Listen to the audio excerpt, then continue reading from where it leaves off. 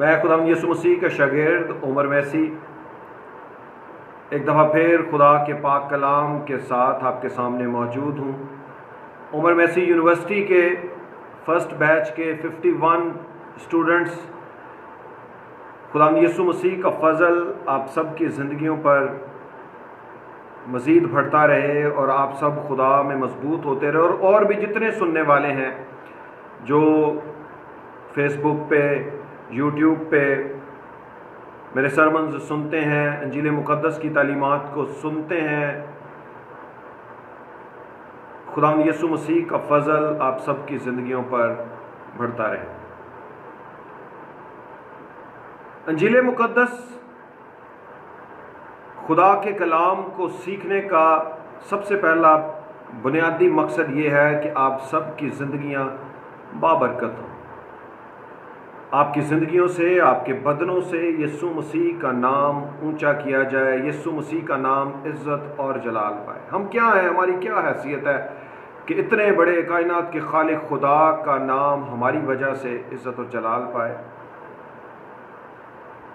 लेकिन डेफिनेटली जब खुदा के लोग जो नए सिरे से पैदा हुए हैं खुदा के कलाम की नाफरमानियाँ करते हैं, तो बहुत से लोग उन पर तनकीद करते हैं और उनको अच्छा नहीं जानते, जिससे यीशु मसीह का नाम नीचा होता है, लोग ठोकर खाते हैं। खुदा का कलाम सीखने का मेन बुनियादी मकसद ये है कि आपको कलाम की समझ हो और आप इस पर अमल कर सको और एक अच्छी बाबरकत ज़िंदगी गुजार सको। ये मेन बुनियादी ऑब्जेक्टिव है। इंजील मुक़द्दस में खुदा के आइन कानून में एक ऐसा गुनाह दर्ज है जिसकी कोई माफ़ी नहीं है। उसके लिए एक रेफरेंस आपके सामने पढ़ देता हूँ। ये यूहन्ना रसूल का ख़त है, पहला यूहन्ना उसका 5वां बाब है और उसकी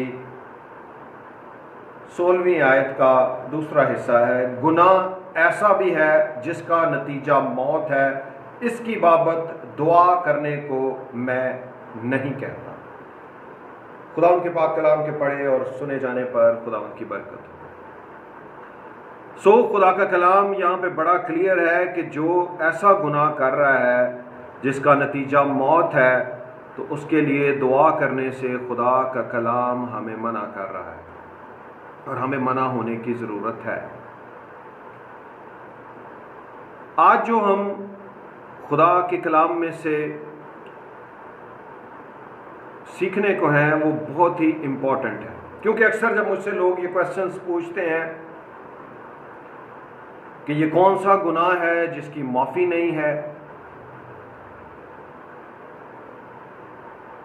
तो मैं तो उनको गाइड कर देता हूं कि भाई इस चीज़ से बच जाओ। अगर आप ये गुनाह कर रहे हो तो डेफिनेटली आप फंसोगे बंधनों में, लानतों में, खुदा का कहर चलेगा। आप एक अच्छी बाबरकत ज़िंदगी नहीं गुजार सकते जिसके लिए यीशु मसीह ने कफ़ारा दिया है, मार खाई है, कोड़े खाए हैं, अपनी जान कुर्बान की है।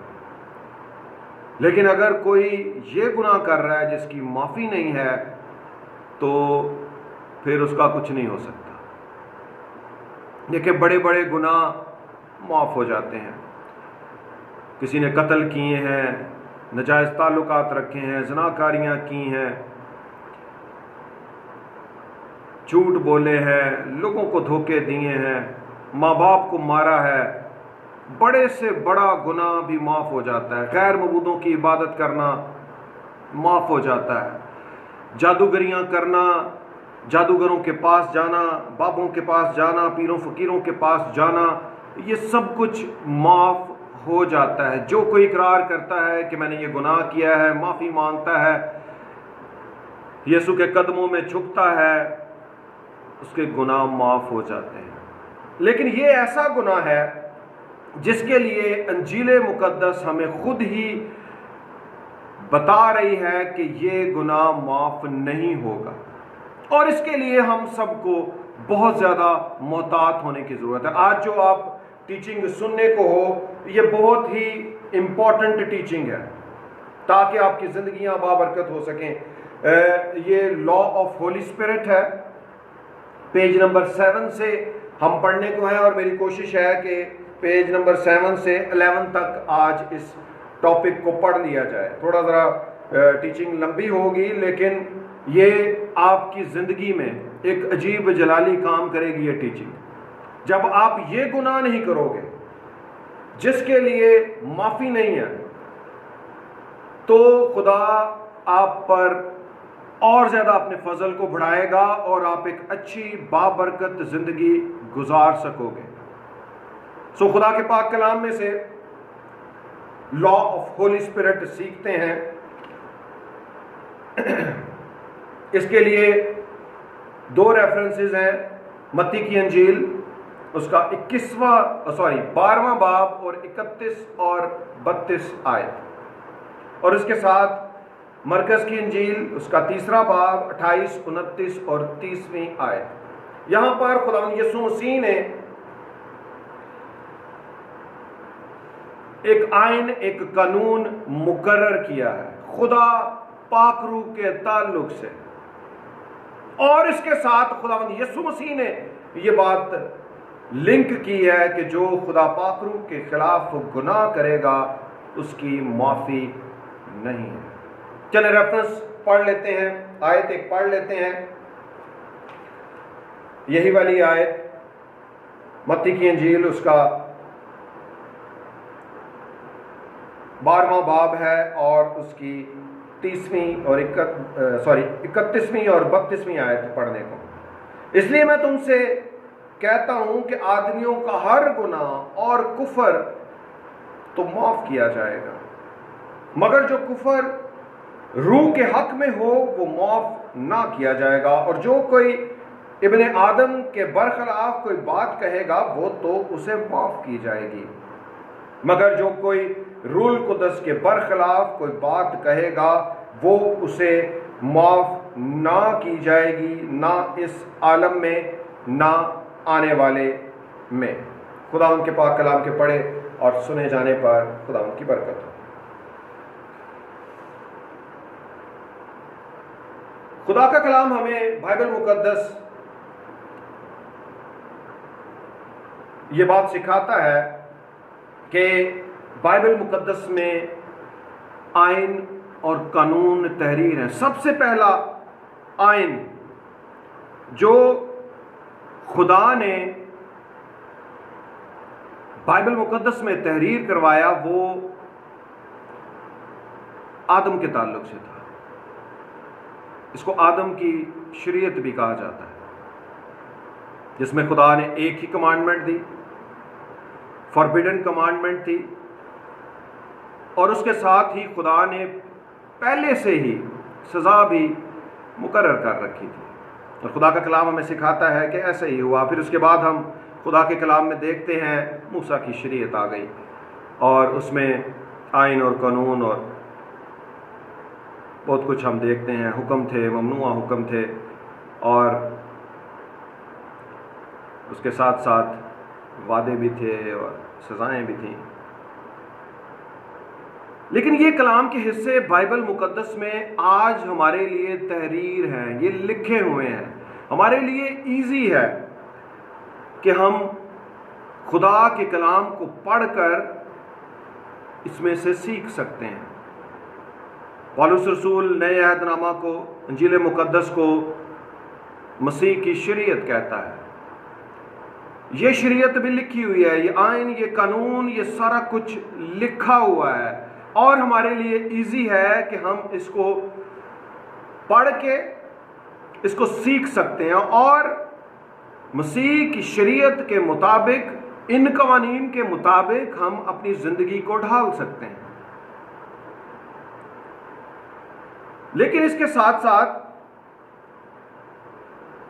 खुदा का कलाम हमें यह भी सिखाता है कि एक और आइन और कानून है जो कि खुदा पाक रूह के ताल्लुक से है।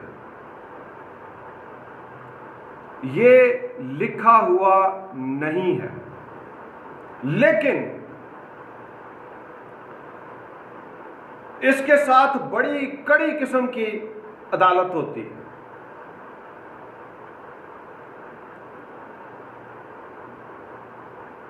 हमारी अदालत, कलीसिया की अदालत, दो कवानीन से होनी है। एक तो मसीह की शरीयत है कि हम सबको खुदा के हुक्मों पर अमल करते हुए जिंदगी गुजारनी है, ये लिखे हुए कवानीन है। और दूसरा अदालत का हिस्सा जो है वो खुदा पाकरू के कवानीन के ताल्लुक से है। और इसके लिए खुदा का कलाम हमें यह सिखा रहा है कि इसकी माफी नहीं है। ये पेज नंबर 7 हमने कंप्लीट किया है कॉन्स्टिट्यूशन बुक में से। आगे पेज नंबर 8 के ऊपर आते हैं कि लेकिन ये अदालत जो है ये हर एक के लिए नहीं है। ये अदालत का हिस्सा जो है ये प्योरली उन लोगों के लिए है, एक एंगल के साथ। दूसरे एंगल से आम लोग भी इस माफ ना होने वाले गुनाह की पकड़ में आ रहे हैं, लेकिन एक और डिफरेंट एंगल के साथ मैं ये बात कर रहा हूं कि ज्यादा इसमें वो लोग इन्वॉल्व होते हैं, ट्रैप होते हैं, फंस जाते हैं जिनको इस बात की समझ नहीं है। और ये वो लोग हैं जिन्होंने तौबा की है, जिन्होंने बपतिस्मे लिए हैं और जिनको रूल कुद्दस और आग का बपतिस्मा हुआ है और जिनके साथ खुदा डायरेक्ट है कि खुदा उनसे डायरेक्ट बात करता है रेमा कलाम के साथ। ठीक है, रेमा कलाम की डेफिनेशन जो है, देखें ये अंजील मुकद्दस जो है, इस बात को सीख लें, ये सारा ही खुदा का कलाम जो है इसको लोगोस कहा जाता है, तहरीरी कलाम। लेकिन जब खुदा किसी के साथ बात करता है, डायरेक्ट बात करता है, इसको रेमा कहा जाता है। ये रेमा कलाम जो है ये प्योरली लोगोस कलाम की बुनियाद पर होता है, खुदा के कलाम से बाहर नहीं होता जब खुदा किसी के साथ बात करता है। इसकी डेफिनेशन मैंने अपनी रेमा बुक में इस तौर पर की है, यह खुदा का वो कलाम है जो किसी खास शख्स के लिए और खास सूरत हाल के मुताबिक दिया जाता है, और यह कलाम सिर्फ उसी शख्स के लिए होता है, सबके लिए नहीं। इसकी एक और डेफिनेशन मैंने तहरीर किया है कि खुदा का वो कलाम जो खिदमत के लिए बुलाता, मजबूत करता, मुतहर्रक करता और खिदमत को मौसर और फलदार बनाता है। रेमा से मुराद खुदा की तरफ से मिलने वाला बराह रास्त कलाम है। ये कलाम किसी एक शख्स को हालात की नोयत के मुताबिक दिया जाता है, जिसका मकसद मुनादी और बशारत के काम को मौसर तरीके से सर अंजाम देना होता है। ये रेमा की डेफिनेशन है। मुख्तसर सा करके मैंने आपको एक्सप्लेन किया है डिटेल के साथ। मेरी रेमा बुक में जो आज से तकरीबन 10 साल पहले प्रोड्यूस हुई थी, उसमें ये सब कुछ तहरीर है।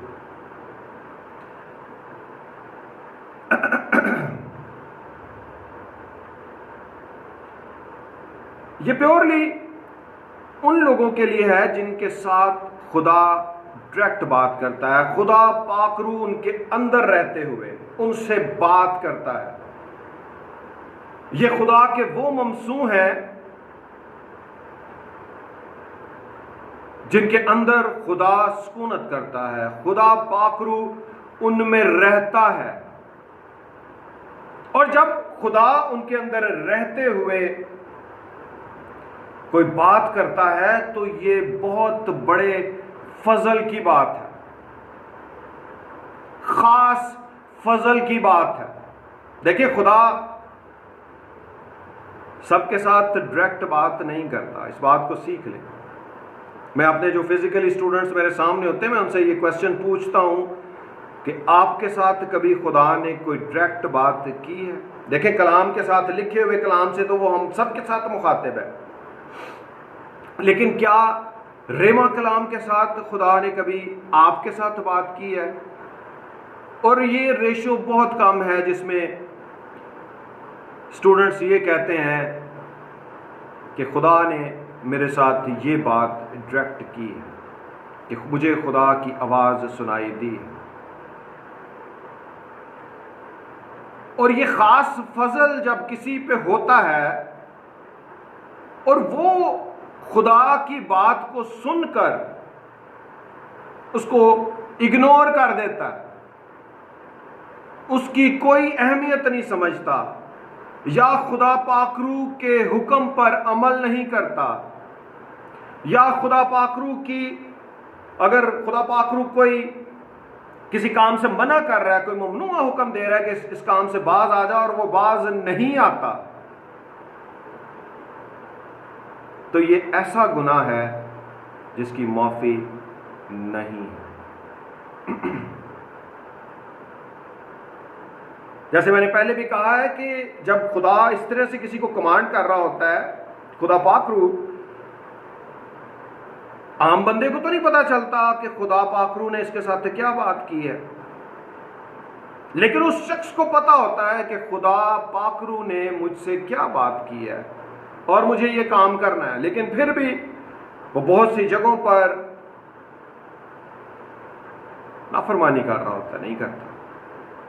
मैं आपको अपनी भी गवाही देता हूं कि खुदा ने मुझे मसा किया, मुझे खिदमत के लिए बुलाया, रेमा कलाम के साथ मुझे खुदा ने कॉल किया कि मेरे कलाम की मुनादी कर,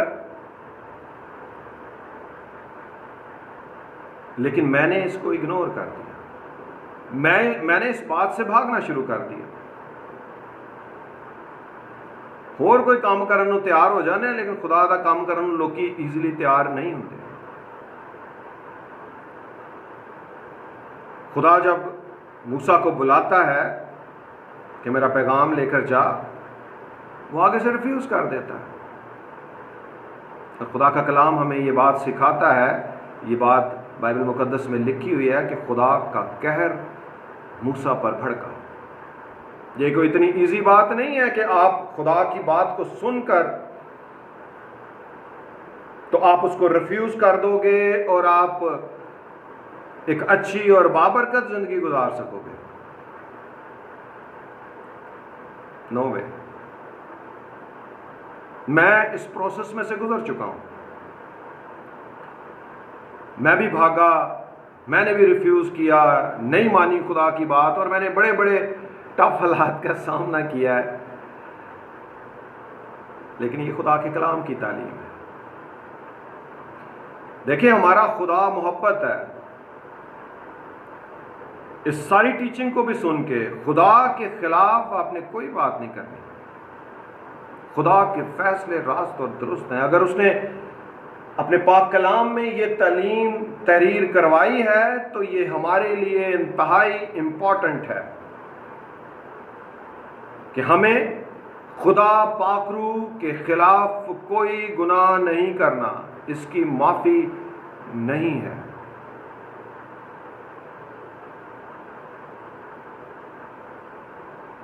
मिसाल के तौर पे खुदा ने, पुराने आयत में से एक एग्जाम्पल लेते हैं, खुदा ने यूना को नैनवा भेजा। अब ये जब खुदा ने उसको कमांड किया होगा, ये कोई रिटन कमांडमेंट नहीं थी, खुदा उसके साथ डायरेक्ट था, वो नबी था। लेकिन उसने खुदा की बात को सुनकर इग्नोर किया और एक और रास्ते पर चल पड़ा, वो तरसीस की तरफ चल पड़ा।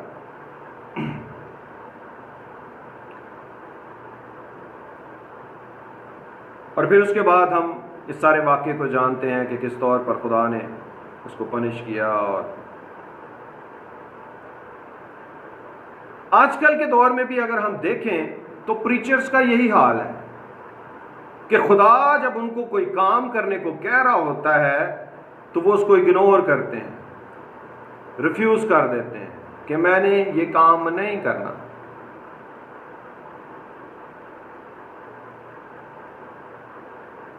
एक गवाही मैंने सुनी खुदा के खादम की, बड़े अच्छे, मेरे लिए सारे ही खुदा के खादम अच्छे हैं, बहुत कम हैं जिनके लिए मैं थोड़ा ज़रा रवैया अपना सख्त करता हूँ।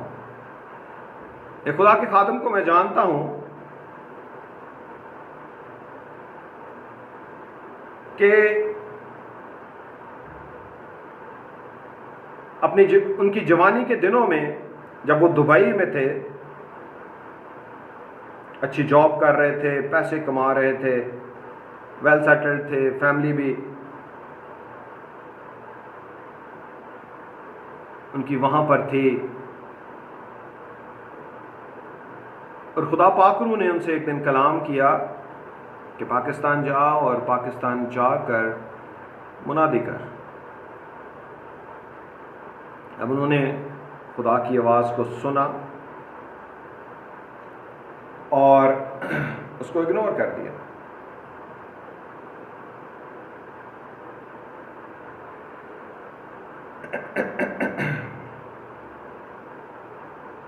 डेफिनेटली एक पुरसुकून जिंदगी छोड़ के दूसरी जगह पर जाकर खिदमत करना, मुनादी करना एक मुश्किल काम है। लेकिन जब खुदा किसी को कह रहा हो तो फिर हर हाल में आपको सरेंडर करना है। अब ये एक कमांडमेंट थी, एक हुक्म था कि तूने ऐसे करना। अब ये इंजील मुकद्दस में लिखा हुआ नहीं है, ये खुदा की तरफ से रेमा कलाम के साथ उनको डायरेक्ट मिला। वक्त गुजरा,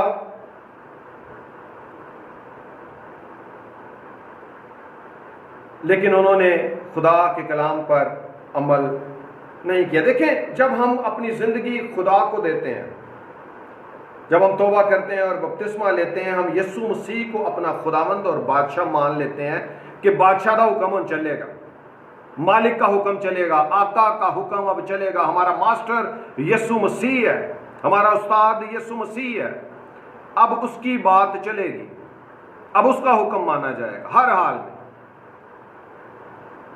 लेकिन जल्द हम अपनी इस कमिटमेंट को भूल जाते हैं कि हमने अपनी ज़िंदगी खुदा को दी है, खुदा के कलाम के मुताबिक हमने अपनी ज़िंदगी गुजारनी है।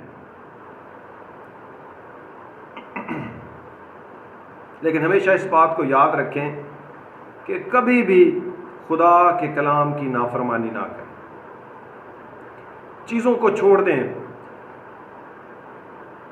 प्रॉपर्टीज को, बैंक बैलेंस को, दौलत जायदाद को छोड़ें, लेकिन यीशु मसीह को कभी ना छोड़ें।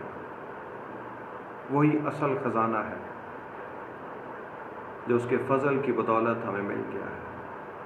उसका कलाम, उसकी कमांडमेंट्स,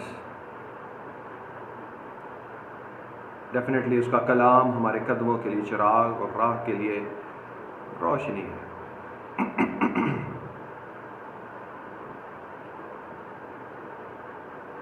ऐसा हुआ कि कुछ दिनों के बाद, खुदा के कलाम को रिफ्यूज़ करने के बाद, कुछ दिनों महीनों के बाद, उस खुदा के खादम के हाथ पे चोट लग गई कि उनके हाथ पे, वो अपनी गवाही में बताते हैं कि ऐसे ज़ख्म हो गया। उन्होंने मेडिसिन ली, दवाई लगाई कि ठीक हो जाएगा, लेकिन वो ठीक नहीं हुआ। डॉक्टर के पास गए, टेस्ट करवाए, दवाइयाँ यूज़ की, लेकिन कोई फ़र्क ना पड़ा, बल्कि ज़ख्म इतना ख़राब हो गया कि उनके हाथ में कीड़े पड़ गए। और वो अपनी गवाही में बताते हैं कि कीड़े उनको खुद भी अपने हाथ पे चलते हुए नज़र आते थे, कि इतना हाथ उनका ख़राब हो गया। और यहां तक उनका हाथ खराब हो गया कि डॉक्टर ने कहा कि आपका हाथ काटना पड़ेगा।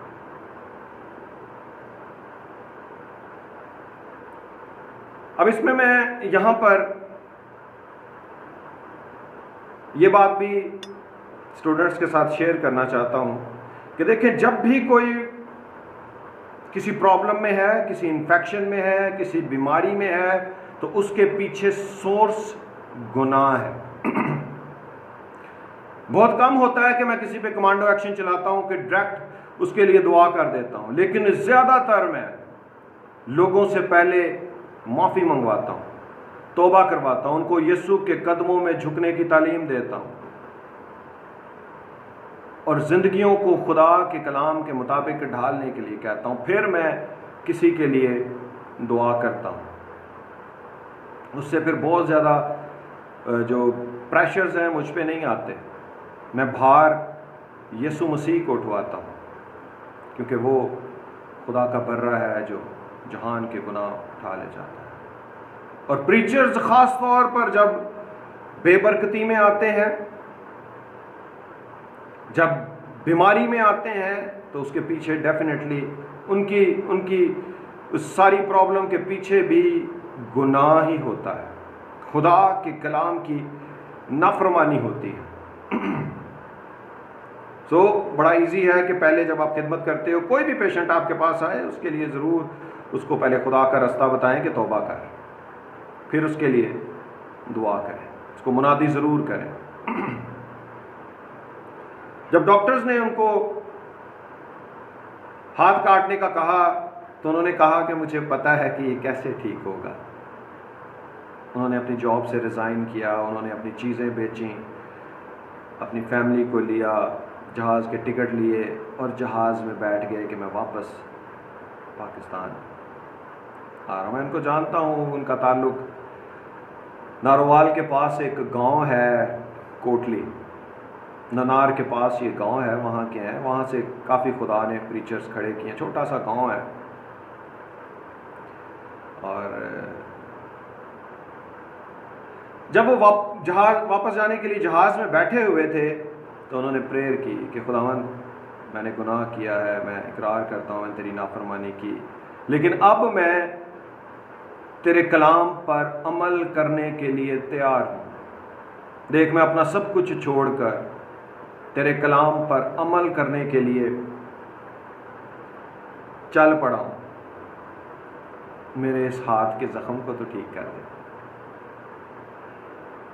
और वो अपनी गवाही में बताते हैं कि ये दुआ करके वो अपना हाथ देख रहे थे, और देखते देखते उनके हाथ पे जो ज़ख्म था उसमें से कीड़े गायब हुए और वो ज़ख्म हील हो गया मौजज़ाना तौर पर। खुदा ने अपनी कुदरत को एक सेकंड में उनकी ज़िंदगी पर ठहरा दिया कि जो काम डॉक्टर्स रिफ्यूज़ कर रहे थे कि ये ठीक नहीं हो सकता, ये जिस्म का हिस्सा ही काटना पड़ेगा, ये हाथ काटना पड़ेगा, रिपेंटेंस के साथ, तौबा के साथ और खुदा के कलाम की फर्माबरदारी के साथ खुदा ने उन पर फजल किया और वो ठीक हो गए। उसी वक्त उनका ज़ख्म हील हो गया।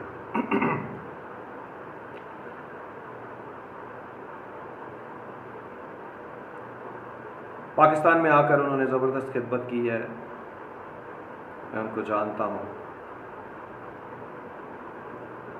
देखिए, खुदा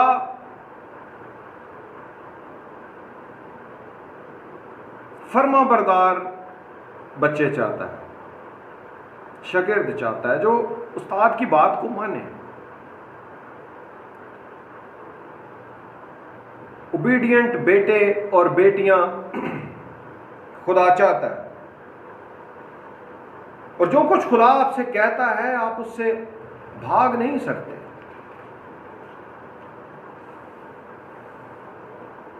दुख, तकलीफ और बीमारी को भगाने के लिए भी तो आपने खुदा के कदमों में ही झुकना है, खुदा से ही फजल को मांगना है। बात भी तक मननी ने तुझे खुदा दी है, तो अच्छी बात क्या है कि यार पहले ही बंदा मान लेता है। मैं खुद भी इसमें शामिल हूं, मैंने काफी शुरू में खुदा की नाफरमानियां की हैं और फैंटी खा खा के मैं सीखिया हूं, तो बात भी मननी है। अच्छी बात है कि इंसान, खुदा के बच्चे, खुदा के बेटे, खुदा की बेटियां पहले ही खुदा की बात को मान लें। इससे अच्छी तो बात ही कोई नहीं है कि ये खुदा ने काम कहा है, तक हाजिर service, yes boss, yes master, मैं इसको करूंगा। इस तरीके से हम सबको अपनी जिंदगियां दुरुस्त करने की जरूरत है। खुदा पाक रूह के खिलाफ गुनाह इसकी माफी नहीं है।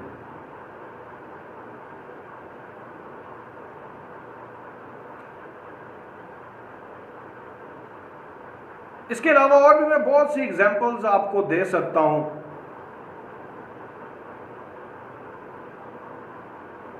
इस बुक में तहरीर नहीं है मैंने शॉर्ट मुख्तसर रखी है टीचिंग, लेकिन चलें एक और वाकया आपको सुनाता हूं। मैं खादम कौर को जानता हूं। वो एक दिन हॉस्पिटल में खड़ा था और खुदा पाक ने उससे कलाम किया कि ये पेशेंट जो व्हील चेयर पे जा रहा है, मुख्तसर करके बताता हूं, इसके लिए दुआ कर, ये ठीक हो जाएगा। उसने चंद लम्हे के लिए इस बात पे गौर किया कि ये तो पेशेंट, इसकी हालत इतनी खराब है, व्हील चेयर पे जा रहा है और इसका ठीक होना और उठ खड़ा होना तो बड़ा ही मुश्किल नजर आ रहा है।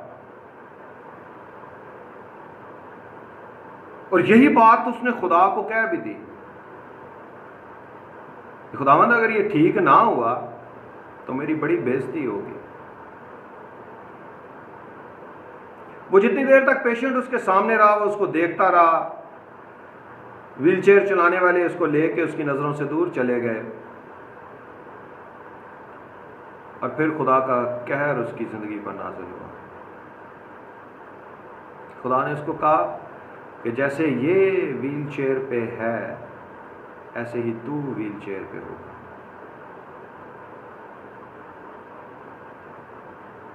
और ऐसा ही हुआ। कुछ दिनों के बाद उसका एक्सीडेंट हो गया और वो उसकी टांग टूट गई और वो व्हील चेयर पर आ गया। अभी देखिए, दोनों एग्जाम्पल्स जो मैंने आपको दिए हैं, ये पहली एग्जाम्पल में मैंने आपको ये बताया कि वो फिर भी खुदा का फजल उस पर हो गया जब वो खुदा के कलाम की पकड़ में आ गया। सब कुछ बेचकर वो खुदा के कलाम के हुक्म को, खुदा पाक रूह के हुक्म को मानने के लिए तैयार हो गए। लेकिन जो दूसरी गवाही मैंने आपको बताई है कि उसको पनिशमेंट मिल गई और उसको अपनी टांग तोड़वानी पड़ी। सो खुदा ही के फैसले रास्त और दुरुस्त हैं। ये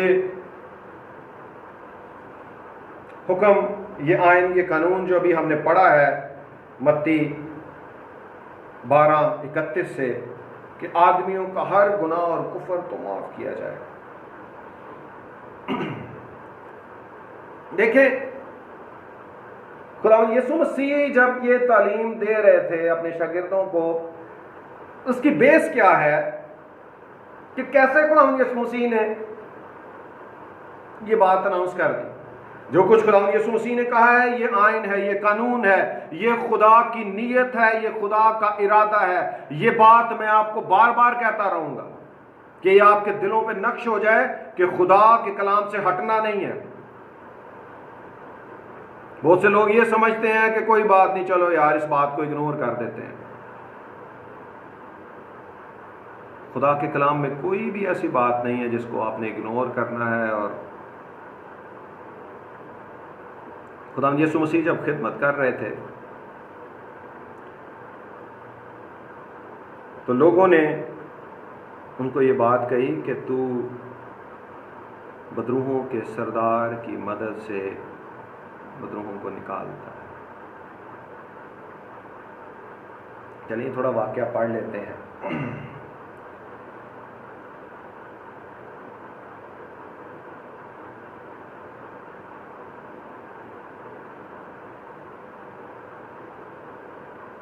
उस वक्त लोग उसके पास एक अंधे गूंगे को लाए जिसमें बदरू थी। उसने उसे अच्छा कर दिया, चुनाचे वो गूंगा बोलने और देखने लगा, और सारी भीड़ हैरान होकर कहने लगी, क्या ये इब्ने दाऊद है? फरीसियों ने सुनकर कहा, ये बदरूहों के सरदार बालजबूल की मदद के बगैर बदरूहों को नहीं निकालता।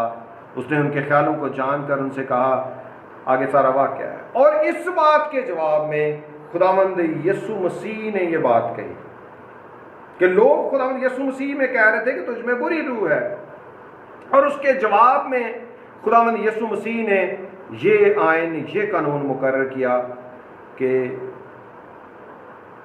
जो कोई रूल कुदस के बरखिलाफ कोई बात कहेगा वो उसे माफ़ ना की जाएगी, ना इस आलम में ना आने वाले में। इसके साथ दूसरा रेफरेंस भी देखते हैं जहाँ पे मरकस की इंजील में खुदावंद यीशु मसीह ने इस बात को फिर से दोहराया है। मरकस ने भी इस बात को तहरीर किया है, लेकिन जो कोई रूल कुदस के हक में कुफर बके वो अब तक माफ़ी ना पाएगा, बल्कि अबदी गुनाह का कसूरवार है, क्योंकि वो कहते थे कि उसमें नापाक रूह है। सो ये खतरनाक बात है। आजकल कैसे ये इंप्लीमेंट होता है देखें।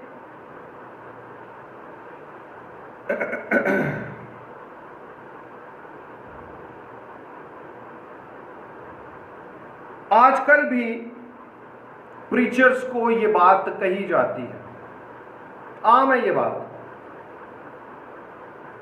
पादरियों को ये बात कही जाती है, जो रूल कुदस से मामूर होते हैं उनको ये बात कही जाती है कि तुझ में बुरी रूह है। ये खतरनाक बात है, इंतहाई खतरनाक बात है, जिसको खुदा का कलाम कह रहा है कि इसकी माफ़ी नहीं है।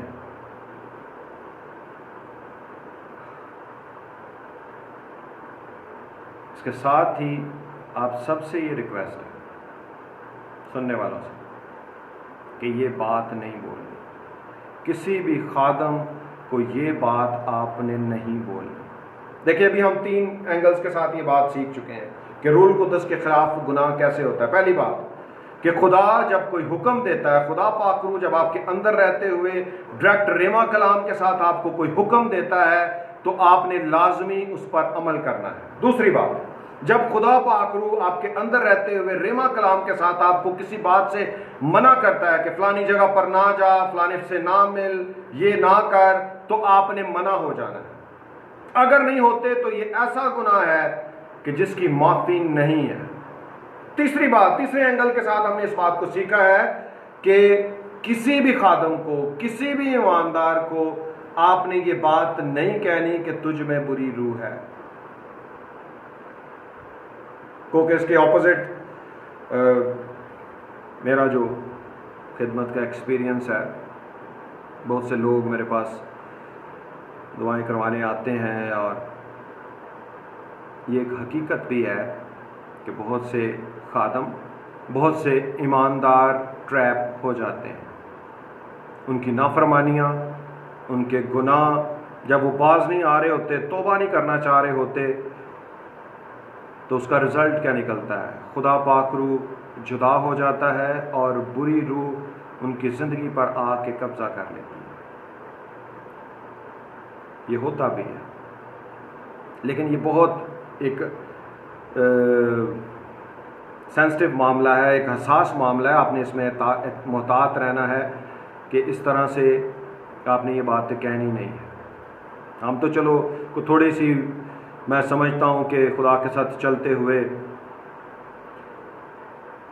ज़रा सी मैच्योरिटी आ गई है कि हमें पता चल जाता है, देख के पता चलता है, और फिर हम खुदा के खादम होते हैं, उनको आज़ाद करवाने की कोशिश करते हैं। और ऐसे सारे खादमों को भी, ईमानदारों को भी जो मेरे पास आते हैं, जो यहाँ पे लाहौर में भी मेरे साथ रब्ता करते हैं, मैं उनको यही कहता हूँ कि भाई तौबा कर। देखें, जब कोई बंदा खुदा के कलाम की नाफरमानियाँ करना शुरू करता है तो फिर ही ये सारे मामला चलते हैं। तो अच्छी बात क्या है कि तौबा करके खुदा में कायम रहो, एक अच्छी बाबरकत जिंदगी गुजारो, और जंग भी जब आप लड़ते हो किसी के लिए तो मोहतात होकर लड़ो। मैं अपने सारे स्टूडेंट्स को कहता हूं, देखो, जंग लड़ते लड़ते हारना नहीं है, कि आप खुद ट्रैप हो जाओ, आप खुद इब्लीसी असरात में, जादूगरी के असरात में आ जाओ। इस तरह से नहीं। एक फतहमंद बाबरकत ज़िंदगी हमारा सबसे पहला और बुनियादी ऑब्जेक्टिव है कि हम खुद बरकत में हों, हम खुद खुदा के मसा में, अनॉइंटिंग में हों, तो फिर ही हम दूसरे लोगों की मदद कर सकते हैं, कलीसिया की मदद कर सकते हैं। ठीक है जी। सो मोहतात होना है। इस सारी टीचिंग के ताल्लुक से अंजील मुकद्दस में से एक वाक़या पढ़ते हैं जो कि खुदा के कलाम में तहरीर है। अमाल की किताब उसका 5वां बाब। देखें, सारे अमाल 5 बाब में से बहुत सी टीचिंग्स निकलती हैं, बहुत से मैसेजेस हैं, लेकिन अभी मैं इसको मुख्तसर करके आपको सिर्फ ये बताने लगा हूं कि यहाँ पे हुआ क्या है, कि क्यों इनको मौत की सज़ा मिली है, इनके ऊपर क्या चार्जेस लगे हैं हननिया और सफीरा पर, जो ईमानदार थे, जो खुदा से प्यार करते थे, जिन्होंने अपनी जायदाद बेचकर खुदा के नाम लगा दी और खिदमत में आगे बढ़ना चाहा। डेफिनेटली ईमानदार थे, खुदा से प्यार करते थे, लेकिन इनको मौत की सजा क्यों मिली खुदा की तरफ से? इनके ऊपर चार्जेस बहुत खतरनाक लगे जो कि कलाम में लिखे हुए हैं। जो तालीम हम ले रहे हैं ये इसी ताल्लुक से है। अमाल 5वां बाब और उसकी 3री आयत। खुद भी इस पैसेज को पढ़िएगा, ऑलरेडी आपने पढ़ा भी होगा कुछ स्टूडेंट्स ने, लेकिन पढ़िएगा इसको। अभी मैं मुख्तसर करके आपको ये बताने लगा हूं कि इन्होंने क्या गुनाह किया जिसके रिजल्ट में इनको मौत की सजा मिली।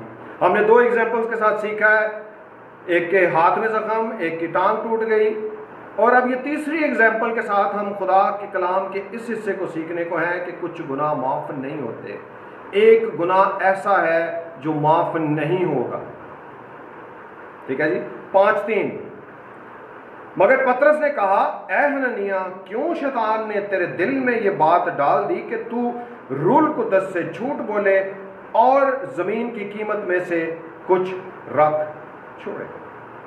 अब इसके ऊपर जो चार्जेस लगे हैं कि उसने रूल कुद्दस से झूठ बोला है, खुदा पाकरू के खिलाफ गुनाह जिसके लिए माफ़ी नहीं है, ना इस आलम में ना आने वाले आलम में। अब अगर हम इस सारी कन्वर्सेशन का एनालिसिस करें तो बात तो वो पतरस के साथ कर रहे हैं, लेकिन ये वही पतरस है जो अमाल 2 बाब में रूल कुद्दस और आग के बपतिस्मे के बाद रूह से भरा हुआ था और खुदा पाकरू का उस पर टोटल कंट्रोल था कि खुदा पाकरू उसमें से होकर हननिया और सफीरा से कलाम कर रहा था, और जो वो झूठ बोल रहे थे वो रूह के खिलाफ बोलना कंसिडर हुआ।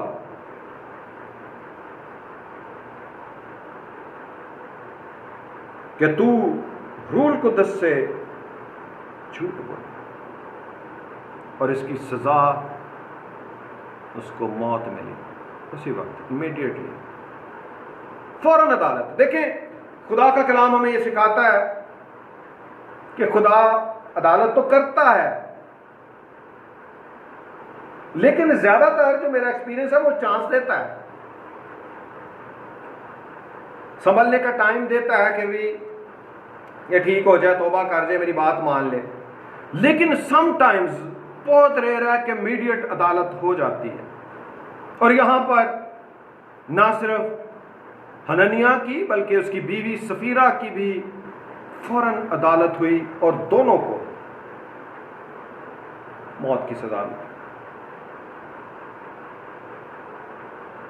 ये खतरनाक बात है। अब इस बात में हम ये भी सीखते हैं कि खुदा के खात्मों को डील करना, जो खुदा के ममसू हैं, जो खुदा की तरफ से मसा हुए हैं, उनके साथ आके चलाकियां चलाना, उनको हेरा फेरियां करना, उनको उनके साथ झूठ बोलना, उनके साथ फ्रॉड करना। अगर मैं किसी की बात को सुन के इग्नोर कर रहा होता हूं तो इसका यह मतलब नहीं है कि मुझे पता नहीं चल रहा। मैं कहता हूं कि चलो यार, क्या अब इनको कहें, क्या इनकी बात का जवाब देना है। मुजरिम बनने से बचें, खुदा के कहर से बचें। इसके दूसरी साइड पे एक बड़ा जो हाल खादमों का नजर आया, वो खुद फ्रॉड कर रहे होंगे। बहुत सौ को मैं जानता हूं, हमारी टीम में से भी एक ने काफी काम खींचा, लोगों से पैसे इकट्ठे किए, बाहर जाने का फ्रॉड, बढ़ा चढ़ा के वापस करने का फ्रॉड, कि इतना हर वीकली मंथली आपको मिलता रहेगा। देखें, एक साइड पे जहां पे हम ये बात सीख रहे हैं ना कि खुदा के खादमों के साथ डील करना, उनके साथ गुफ्तगू करना एक इंतहाई सेंसिटिव मामला है। देखें, या तो लोग बरकत पा जाएंगे खुदा के खादम के साथ फेलोशिप से, या अपने लिए लानत कमा लेंगे। ये खतरनाक बात है। अब इस बात की, ये तो खादमों के लिए बात है, दूसरी साइड पे हम आगे चल के इस बात को सीखेंगे। खुदा ने बैलेंस रखा है। आप कलीसिया के साथ ऐसा करते हो तो इसकी भी सजा मौत की सजा है। जो लीडर नहीं है, लेकिन चाहे यीशु मसीह की छोटी भेड़ है, आप उसके साथ फ्रॉड कर रहे हो, आप उसके साथ झूठ बोल रहे हो, आप उसको चक्कर दे रहे हो, आप उनके साथ कलीसिया की खुदा की बेटियों के साथ आप नजायज ताल्लुकात बनाने की कोशिश कर रहे हो, इसके लिए भी खुदा ने मौत की सजा मुकर्रर कर रखी। यह खतरनाक बात है।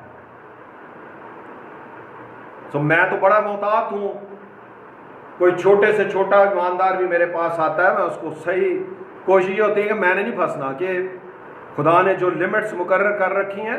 देखिए, अगर आप खुदा के कलाम पर अमल करने वाले बनोगे, आप एक इंटायरली डिफरेंट मखलूक नजर आओगे। बहुत से एंगल्स के साथ खुदा पाकरू के खिलाफ गुनाह हो रहा है। आप हैरान रह जाओगे जो एंगल्स मैं भी आपको बताने को हूं कि किस किस तौर पर खुदा पाकरू के खिलाफ गुनाह हो रहा है। काफी कुछ तो हम सीख चुके हैं, मजीद आगे सीखते हैं। पॉइंट नंबर 1 कि खुदा के हुक्मों, खुदा पाकरू जो आपको रेमा कलाम के साथ हुक्म देता है, उसको ना मानकर खुदा पाकरू के खिलाफ गुनाह हो रहा है। दूसरा पॉइंट, ममनुआ हुक्म जो खुदा पाकरू आपको देता है, उस चीज से बाज, उस बात से बाज ना आकर खुदा पाकरू के खिलाफ गुनाह हो रहा है। पेज नंबर 11 पे हैं हम। तीसरा point, by speaking against the holy spirit, खुदा पाकरू के खिलाफ बातें करने के साथ ये गुनाह हो रहा है। मैंने फील्ड में बहुत लोग देखे हैं, इवन ये भी देखा है कि लोग नशा करके, शराबें पी के खुदा के कलाम को डिस्कस कर रहे होते हैं और खुदा पाकरू के खिलाफ बातें कर रहे होते हैं। जहाँ से मैंने स्टार्ट किया था, ऐसे लोगों के लिए मैं दुआ करने से अवॉइड करता हूँ, मैं नहीं करता। ये खुदा के कलाम की तालीम है, क्योंकि ये ऐसा गुनाह है जिसकी माफ़ी नहीं है। और मुझे कोई शौक़ नहीं है कि मैं खामखा लोगों के गुनाह में उनके साथ इन्वॉल्व हूँ, उन पर हाथ रख कर दुआ करने से, उनको उनकी शिफायत करने से मैं बहुत ज़्यादा मोहतात हूँ। Point number 4, bye teaching against the holy spirit, खुदा के पाकरू के खिलाफ तालीम देने से। पहले तीसरा पॉइंट था कि खुदा पाकरू के खिलाफ बोलने से, अब तालीम दी जाती है, और तालीम कौन देते हैं? खादम। ये गुनाह बहुत ज़्यादा होता है। ये मैसेज सुन के आप ज़रा खादमों को, आम लोगों को और ईमानदारों को एनालिसिस कीजिएगा। देखें, ये सारा कुछ सीखने का मकसद ये है कि आपने ये गुनाह नहीं करना, बचना है। यसू दे पैरी पै जाओ, खुदावंद सानू समझ नहीं है कलाम दी, सानू कलाम समझा असी ताकि तेरे कलाम के मुताबिक जिंदगी गुजार सकीए। 5वां point, when prayers in tongues are taken as a joke. ये गुनाह भी आपने बहुत ज्यादा देखा होगा कि खुदा पाकरू के खिलाफ ये गुनाह कंसिडर होता है। जब खुदा पाकरू लोगों की जुबानों को कंट्रोल कर लेता है और लोग गैर जुबानों में, खुदा के लोग, खुदा के ममसू जब गैर जुबानों में दुआ कर रहे होते हैं और कोई इस तालीम को ना समझने वाला, किसी ऐसी कलीसिया का बंदा जो जहां पर यह तालीम नहीं दी जाती, वो आ जाता है, उसके दांत निकल रहे होते हैं, वो मजाक उड़ा रहा होता है। ये आपका ही नुकसान है। अगर आपने ये तालीम अभी तक नहीं सुनी तो ये खुदा के कलाम की तालीम है। इसमें किसका नुकसान है?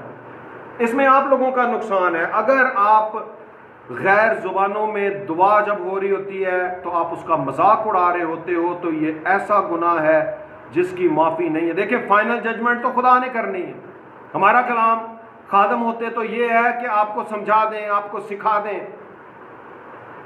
जजमेंट तो खुदा ने करनी है।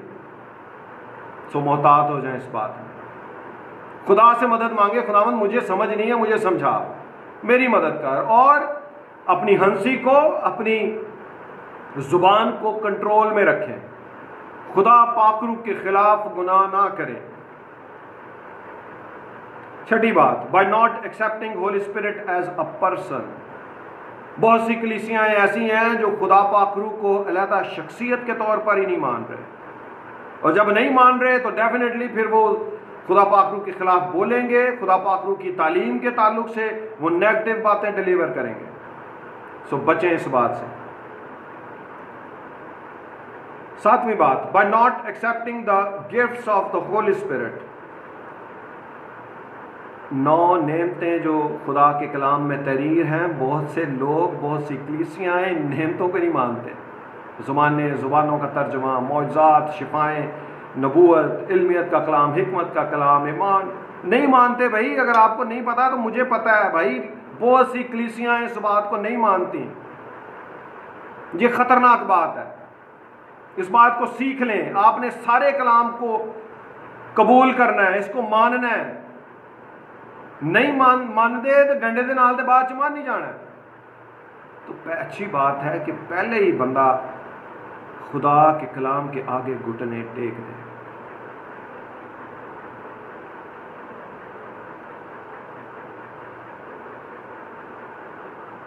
By commanding or ordering Holy Spirit to do something for them instead of requesting for help। ये भी एक ऐसी बात है जो कि मैंने तो फील्ड में बहुत ज़्यादा देखी है। देखें, खुदा पाकरू हमारा बॉस है, हमारा उस्ताद है, वो खुदा है, हमें उसकी माननी है। मैं ये बात कहना तो नहीं चाह रहा, लेकिन आपको सिखाने के लिए कहने लगा हूं कि खादम खुदा पाकरू को हुक्म दे रहे होते हैं, ये अच्छी बात नहीं है। उससे मदद मांगें, वो आपका मददगार है। और कुछ खादमों को तो मैंने ये भी सुना है, अपने कानों से सुना है, वो कहते हैं कि खुदा पाकरू जो है वो अगर हेल्पर है तो वो, क्या मैं कहूँ, उसको मेड के तौर पर बयान कर रहे हैं। ये अच्छी बात नहीं है, ये कलाम की तालीम नहीं है। वो खुदा है। खुदा आपका मुलाजिम, आपका नौकर नहीं है। हमें उसके कदमों में झुकने की जरूरत है, उससे मदद मांगने की जरूरत है। सो ये कुछ एंगल्स के साथ मैंने आपको बताया कि किस किस तौर पर आज भी खुदा पाकरू के खिलाफ गुनाह हो रहा है, जो कि नहीं होना चाहिए। इससे बचें। अगर आज आपने इस तालीम को सुना है तो जरूर इस पर अमल करें और मोहतात हो जाएं, और अपनी कलीसिया में भी जरूर ये तालीम दें, क्योंकि ये ऐसा गुनाह है जिसकी माफ़ी नहीं है। और इसके लिए खुदा कोई अगर ऐसा गुनाह करता है तो खुदा उसको उसके लिए मना भी कर रहा है कि उसके लिए दुआ ना कीजिए। हमने यहाँ पर पेज 11 तक कॉन्स्टिट्यूशन बुक पढ़ ली है। आगे मज़ीद खुदा के कलाम के हिस्से हम सीखेंगे। खुदा यीशु मसीह का फजल आप सबकी ज़िंदगियों पर बढ़ता है, यीशु मसीह के नाम से आमीन।